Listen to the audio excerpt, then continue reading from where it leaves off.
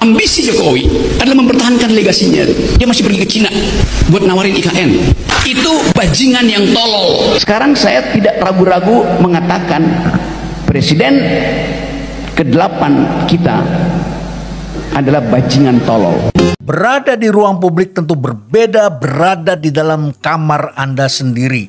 Di dalam kamar pribadi Anda boleh menggunakan diksi apa saja, mengumpat, mengata-ngatai orang. Tidak ada orang lain yang mendengarkan, it's okay. Tapi ketika Anda menggunakan ruang publik, ingat ini adalah ruang kita bersama.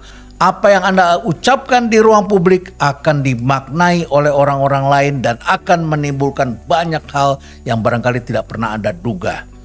Amia Agrawal, seorang penulis, mengatakan, jaga mulutmu, gunakan kata-kata yang tepat atau diksi maksudnya, maknai perbuatanmu. Bila tidak, mereka akan menghujatmu. Dalam kehidupan itu, kita tentu saja marah itu bisa saja kita lakukan. Tidak suka, tidak senang, mengumpat, it's okay. Tetapi tentu ada tempatnya dan kita perlu menjaga keadaban dalam berkomunikasi. Apalagi kalau kita gunakan untuk menghasut orang lain dan menghina orang-orang yang didukung atau mendapat pujian dari orang lain. Tidak ada salahnya orang memuji orang lain. Anda saja yang barangkali tidak suka, it's okay. Ada orang suka, ada orang tidak suka. Tidak perlu juga kita bertentangan karena soal suka tidak suka. Hidup ini memang menggunakan rasa juga, setiap manusia punya rasa.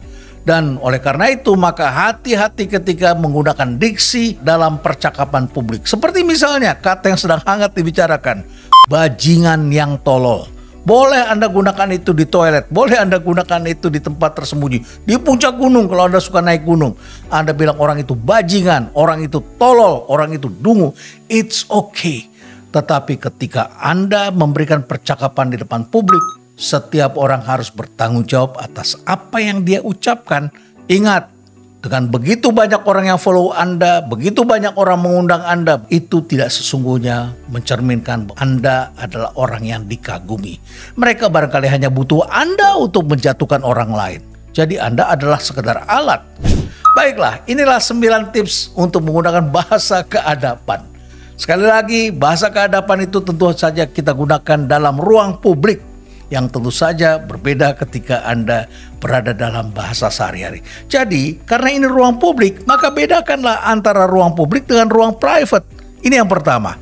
Karena di ruang private Anda ngomong sama anak Anda ngomong sama orang dekat Anda, saya belum makan, saya lagi mikir, saya nggak mikir. Boleh Anda ngomongnya enggak. Tapi ketika Anda di dalam bahasa publik, Anda tidak menggunakan kata enggak, Anda menggunakan kata tidak misalnya. Anda tidak gunakan kata mikir, maem, tapi Anda gunakan kata pikirkan. Anda tidak bilang pikirin, tapi pikirkan. Anda tidak bilang maem, Anda bilangnya makan. Kurang lebih seperti itu. Yang kedua, bedakan antara ilmu. Anda sebagai seorang sarjana yang sudah dididik dalam sekolah, Anda menggunakan ilmu pengetahuan, Anda menggunakan data, fakta yang memang sudah terbukti kebenarannya, dan jangan hanya baca satu buku dong. Baca beberapa buku, barangkali buku yang Anda baca itu sudah tidak valid lagi, sudah ditumbangkan oleh teori-teori baru. Oleh karena itu maka bedakan ilmu dengan hasutan. Orang yang menggunakan ilmu adalah orang yang menggunakan kata-kata pilihan fakta-fakta yang kebenarannya sudah divalidasi. Sedangkan orang yang menghasut adalah orang yang menggunakan hasrat emosinya untuk mencari pembenaran, bukan kebenaran. Yang ketiga, sensitif terhadap kehormatan orang lain. Ingat, di hadapan orang lain, siapapun juga, apakah dia pribadi, kita harus menjaga kehormatan mereka. Kehormatan di hadapan publik adalah sama bagi setiap orang. Apakah dia tukang sapu, apakah dia pemulung, bahkan mereka yang baru keluar dari penjara. Dengan kita yang kehidupannya normal, berkecukupan, punya jabatan, punya pangkat, bahkan Anda disebut profesor sekalipun. Semuanya memiliki kehormatan yang sama di dalam abad demokrasi ini. Maka itu hormati kehormatan mereka. Jangan melabelkan mereka sembarangan untuk sesuatu yang belum terbukti. Yang keempat, sensitiflah terhadap SARA, terhadap hal-hal yang berbau rasis. Di Amerika Serikat sudah dilarang untuk menggunakan kata nigger, negro. Itu adalah kata yang sangat rasis. Kita tidak lagi menggunakan, bahkan kata black pun sudah kita tidak gunakan dalam hal tertentu. Walaupun dalam berbagai gerakan muncul juga seperti misalnya Black Lives Matter. Dan kita sudah menggunakan kata yang lain. Kita gunakan misalnya pada waktu saya sekolah, saya ditrain pada saat akan mengajar. Harus menggunakan kata African American. Jadi saya tidak menggunakan kata itu orang kulit hitam, itu adalah orang negro. Tidak boleh, itu rasis, itu adalah bahasa perbudakan. Digunakan oleh para tuan tanah untuk menindas para budaknya. Dan mereka menyebut orang-orang yang bekerja untuk mereka karena berkulit hitam disebutnya sebagai negro, nigger. Ini adalah penindasan. Dan kita tidak boleh juga melabelkan suku bangsa yang berbeda-beda dengan segala stereotypingnya. Misalnya Anda bilang Arab kikir, Padang begini, Manado begini, Jawa begini dan sebagainya. Tidak boleh. Karena setiap suku tentu saja ada kelebihan kekurangan. Ada orang baik, ada orang yang kurang baik.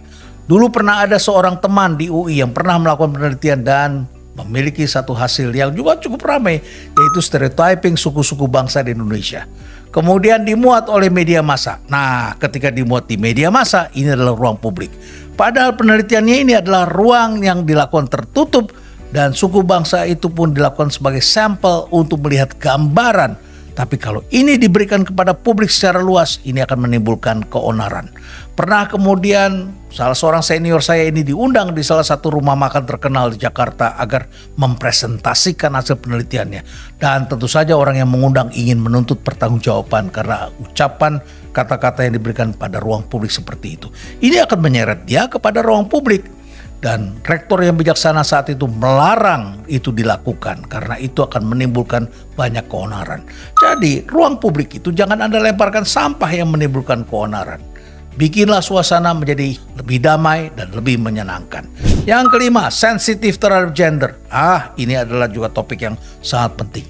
Kita tidak lagi menggunakan kata salesman, kita gunakan kata salesperson atau salespeople kalau orangnya banyak. Kita tidak gunakan kata chairman, kita gunakan chairperson. Memangnya yang bisa memimpin hanya laki-laki saja. Kalau dia perempuan bagaimana? Kan bisa saja. Maka kita gunakan kata yang lebih netral, yaitu chairperson. Jadi jangan sampai kita kemudian menganggap dunia ini hanya isinya laki-laki saja. Karena di buku-buku teks masa lalu selalu ketika menjelaskan tentang human, kita menyebutnya man. Man adalah begini, begini, begini. Nah sekarang sudah diganti dengan kata human. Human itu adalah sesuatu yang bersifat umum. Yang keenam, sensitif terhadap bahasa penindasan. Ingat kita pernah dijajah dan di era penjajahan itu banyak sekali kata-kata yang digunakan untuk menindas bangsa kita. Misalnya kata-kata yang sudah kita tidak pakai lagi adalah kata jongos, babu, dungu, otak dengkul, tolo, inlander dan lain sebagainya. Saya heran kalau masih ada orang yang menggunakan kata-kata itu. Barangkali dia terperangkap dan dia kurang kaya dengan diksi. Dia kurang sensitif, kurang memiliki perasaan. Dan biasa orang seperti ini ada masalah dalam percintaan mereka. Barangkali katanya. Karena bahasa mengajarkan orang untuk menikmati rasa cinta di antara sesama kita sebagai umat manusia. Yang ketujuh, sensitif terhadap simbol-simbol negara.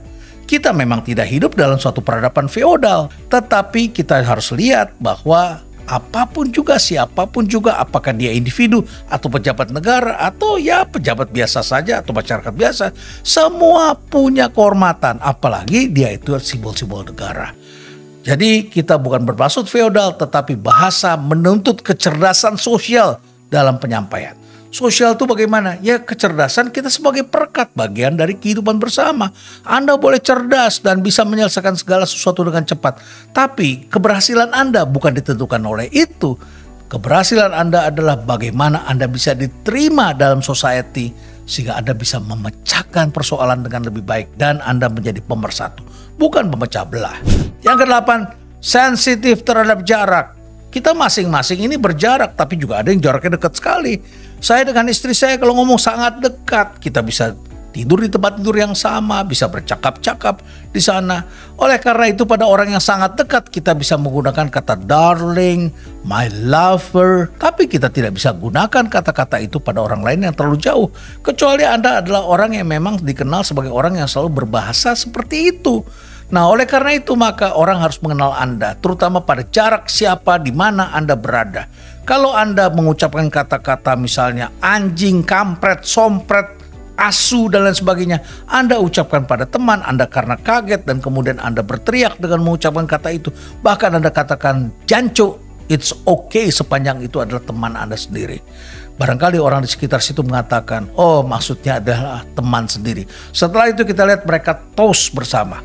Ini menunjukkan bahwa mereka adalah orang dekat. Tetapi kalau Anda gunakan di jalan raya karena Anda dipepet dan kemudian Anda buka jendela, ada orang melihat Anda melotot dan kemudian Anda buka jendela, Anda ancam mereka dengan gestur Anda yang tidak disukai dan Anda tidak kenal orang itu, maka Anda akan menjadi troublemaker. Kenapa begitu? Ya karena Anda tidak kenal orang itu dan Anda gunakan umpatan-umpatan yang ditafsirkan sebagai bahasa yang tidak pantas, bahasa penindasan.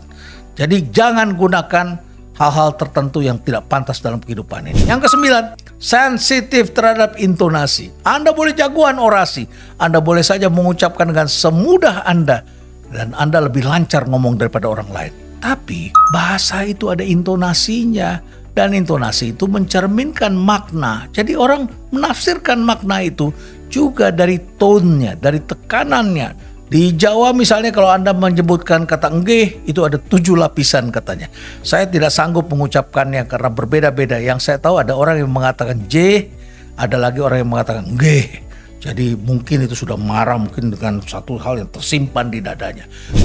Jadi itulah 9 bahasa keadapan yang tentu saja perlu kita jaga bersama-sama dan kita pahami dalam kehidupan ini. Karena banyak sekali kata-kata yang sudah kita tidak gunakan dalam kehidupan ini. Kita tidak menggunakan kata anak cacat, kita gunakan kata difabel. Bahkan kita tidak mengatakan anak autis, kita mengatakan anak berkebutuhan khusus. Kita tidak menyebut orang yang membantu atau bekerja kita di rumah sebagai jongos, babu, dan lain sebagainya. Kita menyebut mereka adalah pegawai kita atau ART di rumah kita. Jadi kita hargailah dalam peradaban ini. Nenek moyang kita dulu hidupnya di dalam goa sehingga kemudian semua orang yang dilihat di luar itu dianggapnya sebagai lawan. Oleh karena itu dulu mereka berlomba-lomba mengumpulkan tengkorak dari orang-orang yang dibunuhnya. Dan setelah itu kemudian disimpan di dalam goa persembunyian masing-masing. Betapa menakutkannya hidup dalam era itu. Tapi peradaban ini bergerak terus sampai kemudian kita mengenal bahasa, kita sekolah, kita mulai hidup menetap dan kemudian kita membuat perencanaan, kita mengenal Tuhan karena kita mencari Tuhan. Dan akhirnya peradaban dengan dunia yang dikenal sebagai agama mengajarkan storytelling, membuat kita menjadi lebih halus budi dan kita menggunakan kata-kata yang lebih indah. Nah, saya jadi teringat dengan PAUD dan taman kanak-kanak yang kami kembangkan di rumah perubahan. Di situ saya selalu diajarkan oleh para guru agar tidak menggunakan bahasa negatif. Seperti apa? Misalnya saja ketika anak-anak akan masuk dalam sekolah, saya tidak boleh mengatakan tidak boleh masuk. Saya harus mengatakan belum diizinkan. Guru-guru di PAUD dan taman kanak-kanak bersusah payah membangun diksi anak-anak agar anak-anak selalu berpikir positif dengan menggunakan bahasa-bahasa yang positif. Karena dengan mengenal bahasa positif katanya ini akan menghasilkan kecerdasan, membentuk manusia yang optimis, manusia yang tidak meledak-ledak atau mengalami kekacauan berpikir, melompat-lompat berpikirnya sehingga tidak menyelesaikan kehidupannya dengan baik dalam setiap tahapan kehidupan yang mereka lewati. Dan tentu saja bahasa positif ini akan mendorong manusia lebih kreatif dan lebih berorientasi pada proses, menciptakan kerukunan, serta tentu saja menjadi fondasi bagi kehidupan demokrasi. Akhirnya saya ingin menutup dengan apa yang dikatakan oleh seorang penulis buku yaitu Anton Chekhov yang pernah mengatakan bahwa manusia yang beradab adalah manusia yang respect terhadap orang lain, baik itu sebagai individu ataupun pada kedudukan mereka masing-masing. Sehingga kemudian orangnya menjadi toleran, santun dan bisa akur dengan orang lain. Mereka tidak membuat keonaran, huru-hara atau memancing gara-gara, menghasut orang lain agar menghadapi kesulitan, sementara ia sendiri lari bersembunyi ketika berhadapan dengan persoalan-persoalan itu dengan kemudian menciptakan opini-opini agar yang membantu mereka lebih banyak lagi.